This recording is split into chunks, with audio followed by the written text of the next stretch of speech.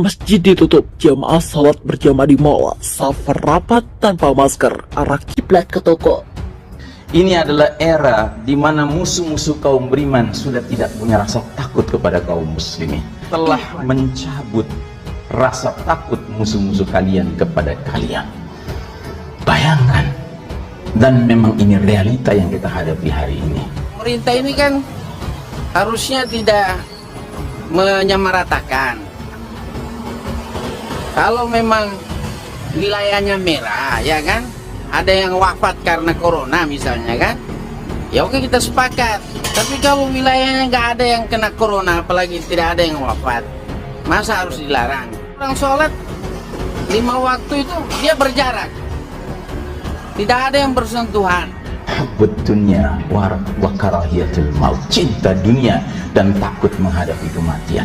Kemanapun kalian pergi, kematian akan mendapatkan kalian, kendati pun kalian berada di benteng yang tinggi dan kokoh. Sekalipun kita sudah distancing sampai 3 meter antara kita, kalau memang harus mati, Pak. Karenanya mari kita kembali kepada akal sehat kita dan keimanan kita, bahwa sesungguhnya yuhyi wa yumit adalah Allah Ta'ala. Yang menghidupkan dan mematikan hanya Allah Ta'ala. Termasuk yashfi, yang menyembuhkan adalah Allah Ta'ala. Wa idza maridtu fahuwa yashfi. Ini ucapan abadi seorang Nabiullah Ibrahim alaihissalam yang diabadikan dalam Al-Quranul Karim. Apabila aku sakit, Allah yang menyembuhkan. Bukan dokter, bukan rumah sakit, bukan vaksin, bukan, tetapi Allah Ta'ala.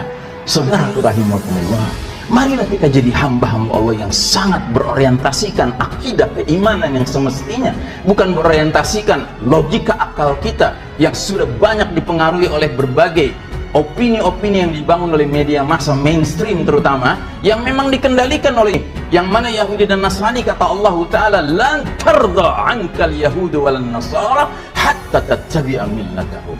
Sekali-kali nggak akan rela kaum Yahudi Nasrani sebelum kalian mengikuti tata cara hidup mereka.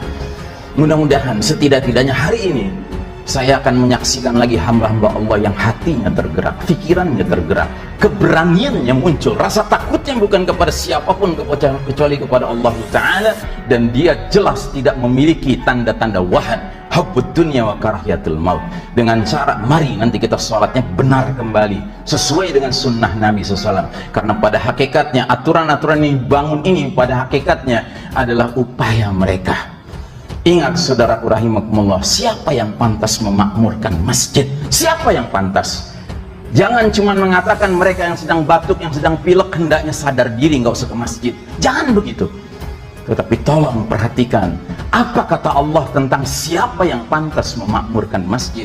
Sesungguhnya yang memakmurkan masjid-masjid Allah hanyalah orang-orang yang beriman kepada Allah dan hari akhir, serta tetap mendirikan sholat, menunaikan zakat, dan tidak takut kepada apapun siapapun kecuali kepada Allah.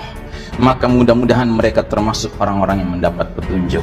Kalau memang kita takut, sudah nggak usah ke masjid. Tapi kalau kita punya keberanian untuk ke masjid, mari kita laksanakan sebagaimana yang disunnahkan Nabi Muhammad SAW. Saya ingatkan kembali beberapa hal saja. Nabi jelas mengatakan, la tadharu furujatin syaitan. Jangan kalian biarkan celah-celah, kalian biarkan celah-celah di antara kalian untuk syaitan. Ini Nabi yang bicara, bukan Iksan Tanjung. Kalau Iksan Tanjung berbicara, Anda boleh tolak. Tapi ini Nabi Muhammad sallallahu alaihi wasallam, manusia yang begitu mulianya. Kita selalu bersalawat mengharapkan syafaat beliau nanti di hari berbangkit. Kenapa kita kemudian berani-beraninya mengundang syaitan hadir di tengah-tengah kita? Ada sebagian orang yang menjadikan dalilnya adalah, Ustaz, Masjid Nabawi coba lihat, Masjidil Haram coba lihat. Kenapa cuma 2 masjid itu yang Anda tengok? Bukankah Nabi bersabda, la tashaddu rihal illa ala thalathati masajid? Jangan kalian bersungguh-sungguh mengadakan perjalanan spiritual kecuali ke 3 tempat. Masjidku ini, Masjidil Haram, dan Masjidil Aqsa. Coba kita lihat Masjidil Aqsa. Anda sudah lihat video-videonya, Anda sudah lihat foto-fotonya. Apakah di Masjidil Aqsa mereka sholatnya distancing? Tidak, saudaraku. Dan kenapa mereka tidak distancing? Karena mereka hidup dalam realitas yang benar. Realitas yang benar adalah menyadari bahwa zaman ini bukan zaman kita, Pak. Ini zaman musuh-musuh Allah. Ini zaman kaum Yahudi, Pak. Karenanya mereka merasa perlu ketika sholat bergandengan tangan, bersebelah-sebelahan, tidak membuka celah sama sekali. Setan-setan berkeliaran di tengah mereka. Sebab apa? Di luar mereka, peluru-peluru Yahudi itu sudah menanti mereka. Tapi bagi mereka yang hidupnya senang dan tenang seperti di Madinah dan Mekah, wajar saja, Pak, gampang ditipu, Pak. Karenanya tolong logika kita dibenarkan sesuai dengan sunnah Nabi Muhammad sallallahu alaihi wasallam.